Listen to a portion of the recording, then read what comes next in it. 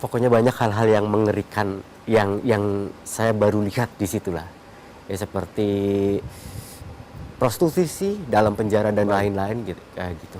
Dan ini jadi pengalaman hidup Anda Pengalaman hidup saya. Baik. Pak Joko, apa yang bisa kita tarik benang merah malam hari ini? Ya tentunya sebagai aparat penegak hukum saya berharap untuk hal ini tidak berkembang biak, apalagi menginspirasi. Jadi pembicaraan pada malam hari ini mudah-mudahan tidak menjadikan suatu promosi untuk mencari peluang berbuat hal-hal yang tidak baik.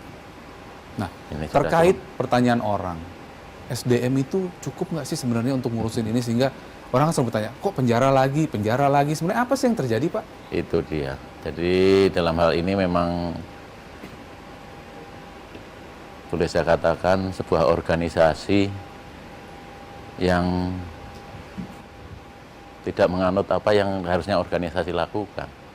Sampai sekarang saya kira pendapat pakar organisasi George Robert Terry itu bahwa ada 5M ya untuk organisasi itu menjadi baik, unsur manajemen di situ. Man, money, material, method, machine. Kami itu baru ada punya metodenya yang diakui internasional. Diakui internasional tapi punya metodenya saja. 4 pendukungnya tidak. Diakui internasional tentang metode correctional atau pemasyarakatan kalau di sini. Itu punya standar yang tingkatnya juga internasional. PBB punya. Yang keluarkan PBB tahun 51. The Standard Minimum Rule on the Treatment of Offenders. Baik. Intinya Tapi memang SDM ya masalahnya. satu pun ini tidak ada yang mendukung. Jadi saya masih bersyukur kalau kawan-kawan itu masih mau bekerja dengan giat, dengan keadaan yang seperti itu. Saya bersyukur sekali. Saya hanya berdoa mudah-mudahan kawan yang tetap terus bergiat sehingga kita bisa tunjukkan bahwa dengan SDM yang minimal atau dengan yang lain-lain tadi, yang 4M lainnya tadi, Baik. sangat minimal itu kita tetap semangat.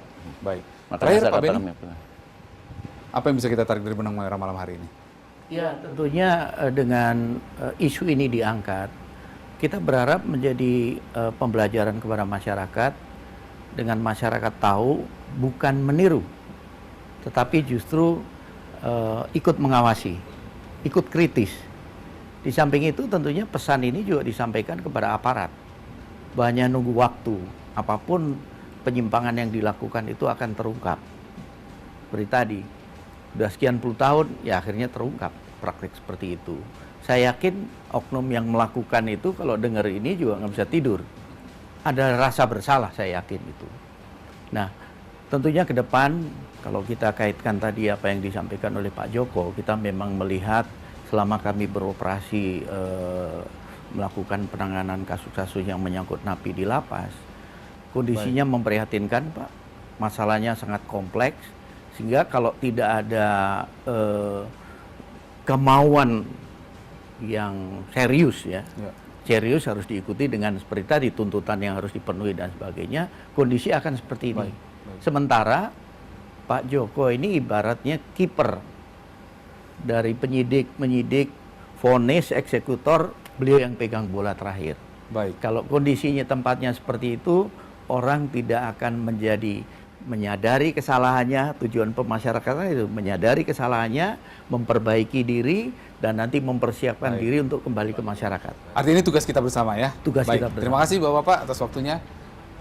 Semoga topik kita malam hari ini, seperti kata Pak Benny dan Pak Joko, bukan untuk mengajari. Ini sebagai bahan dari refleksi, bahan informasi bahwa siapapun Anda, berhentilah untuk bermain, berhentilah untuk mengelabui hukum ataupun sistem di negara ini demi niat jahat Anda.